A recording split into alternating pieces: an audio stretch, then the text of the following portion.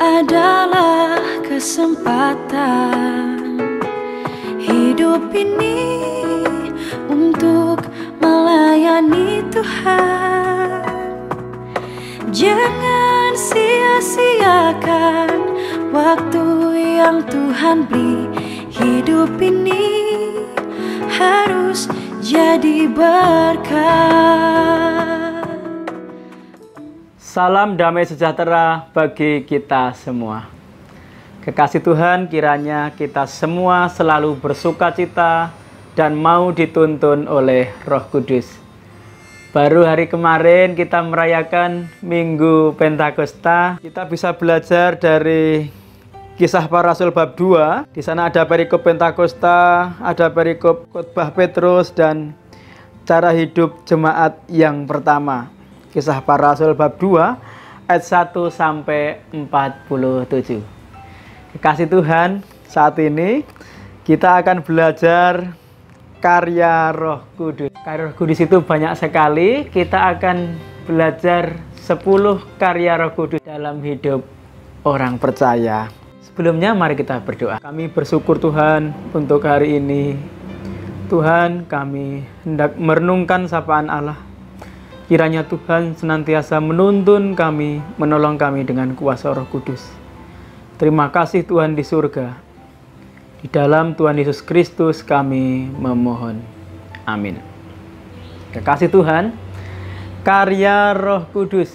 Yang pertama adalah memimpin manusia untuk percaya kepada Tuhan dan menjadi anak-anak Allah.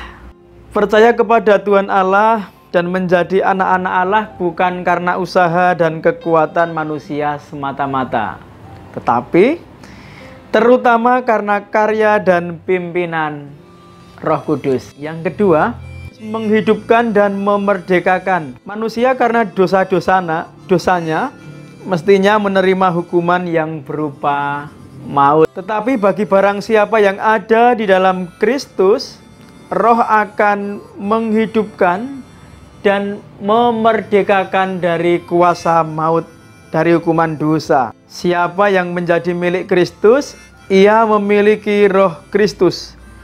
Dan oleh Rohnya itu kita akan dihidupkan. Lalu yang ketiga, mempersatukan orang percaya. Kita bisa melihat dalam bacaan Kisah Para Rasul bab 2 tentang Pentakosta bahwa Roh Kudus itu mempersatukan dalam hari raya turunnya Roh Kudus.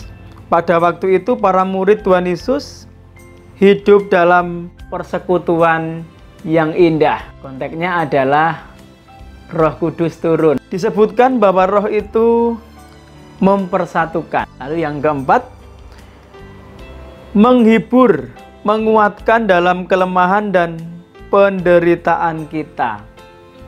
Kekasih Tuhan, di dunia ini orang percaya masih dapat mengalami berbagai macam penderitaan. Ada cedera manusiawi dalam berbagai hal. Bagi orang percaya, Roh Kudus berkenan untuk menguatkan kita dalam kelemahan dan penderitaan kita. Lalu yang kelima, meneguhkan iman. Iman dan kepercayaan kita masih dapat goyah selama kita hidup di dunia ini. Dalam perjalanan keselamatan, iblis masih selalu berusaha dengan berbagai cara untuk merobohkan iman kita, untuk mencari kelemahan. Roh Kudus ternyata selalu berkarya meneguhkan kepercayaan kita, meneguhkan iman kita. Lalu yang keenam, memberi kekuatan dan kuasa untuk bersaksi. Orang percaya menerima tugas untuk bersaksi, memberitakan kabar kesukaan bagi semua orang. Tuhan yang memberikan tugas tersebut ternyata berkenan untuk memberi kekuatan dengan kuasanya. Dalam Kisah Para Rasul bab 2 tentang khotbah Petrus, kita sedikit belajar bahwa Petrus itu adalah seorang yang tidak terpelajar, seorang nelayan, orang sederhana, tetapi Petrus ditolong oleh Roh Kudus sehingga Petrus mampu bersaksi dengan luar biasa. Karya Roh Kudus yang selanjutnya, yang ketujuh, memimpin manusia untuk hidup baru, hidup dalam kebaikan, dan hidup dalam kebenaran. Kita manusia berdosa selalu cenderung untuk berbuat tidak baik. Mungkin salah satu buah dosa adalah manusia cenderung untuk berbuat jahat. Tetapi Roh Kudus memimpin kita untuk hidup baru, hidup dalam kebaikan, dan hidup dalam kebenaran. Lalu yang kedelapan, menyertai orang percaya. Roh Kudus menyertai orang percaya dalam kehidupannya di dunia ini. Bahkan Roh Kudus akan diam pada diri orang percaya. Yang sembilan, mentertibkan kehidupan orang percaya. Ketertiban merupakan hal yang sangat penting dalam kehidupan ini, baik dalam kehidupan pribadi, keluarga, maupun jemaat, maupun manusia pada umumnya. Ketertiban itu merupakan hal yang penting. Kitab suci mengajarkan bahwa Roh Kudus itu akan mendatangkan ketertiban dalam kehidupan kita manusia. Apabila Roh Kudus kita beri tempat untuk berkarya. Yang 10, memberikan karunia yang bermacam-macam kepada manusia. Kita ingat dalam surat 1 Korintus bab 12 disebutkan bahwa di dalam satu roh ada rupa-rupa karunia dan pelayanan. Karunia itu bermacam-macam dan berbeda-beda, diberikan kepada tiap-tiap orang menurut kehendaknya. Tentu saja kita menolak pandangan yang hanya menekankan karunia tertentu saja dari Roh Kudus. Sebab karunia ini bermacam-macam, berbeda-beda. Menekankan karunia hanya tertentu saja berarti kita tidak memahami karya Roh Kudus secara utuh dan lengkap. Yang jelas karunia-karunia itu untuk kepentingan bersama, untuk membangun jemaat, untuk kemuliaan nama Tuhan, mendatangkan damai sejahtera. Kekasih Tuhan, Roh Kudus sumber kekuatan, Roh Kudus sumber pertolongan. Kita semua diingatkan, kita orang beriman sudah menerima Roh Kudus. Kekasih Tuhan, memang tidak mudah memahami Roh Kudus, tetapi kita bisa merasakan, kita bisa mengalami kuasa Roh Kudus dan percaya bahwa memang Roh Kudus itu menjadi penolong kita, menyertai kita, sumber kekuatan kita.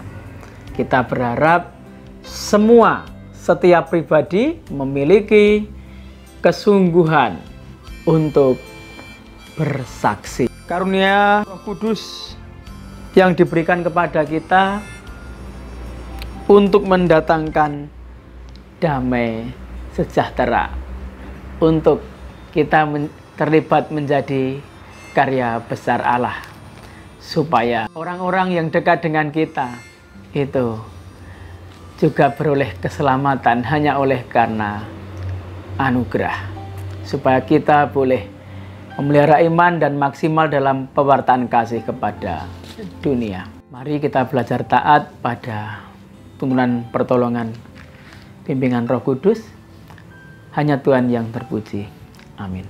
Marilah kita berdoa. Kami mengucap syukur ya Tuhan untuk sapaan Allah yang menguatkan kami tentang karya Roh Kudus, yang sebenarnya adalah lebih dari yang kami pelajari. Tuhan, namun ya Tuhan, kami bersyukur Tuhan senantiasa memampukan kami. Bapa dalam surga, berkatilah setiap pribadi, kami semua yang boleh mendengarkan permenungan ini. Kiranya kami senantiasa hidup dalam ketaatan di dalam pimpinan Roh Kudus. Terima kasih Tuhan di surga. Kami berdoa dalam nama Tuhan Yesus Kristus, Juru Selamat dunia yang sejati. Amin. Terimalah berkat Tuhan. Kasih karunia dan damai sejahtera dari Allah Bapa dan dari Tuhan Yesus Kristus dalam persekutuan Roh Kudus menyertai saudara-saudara semua kini dan selama-lamanya. Amin.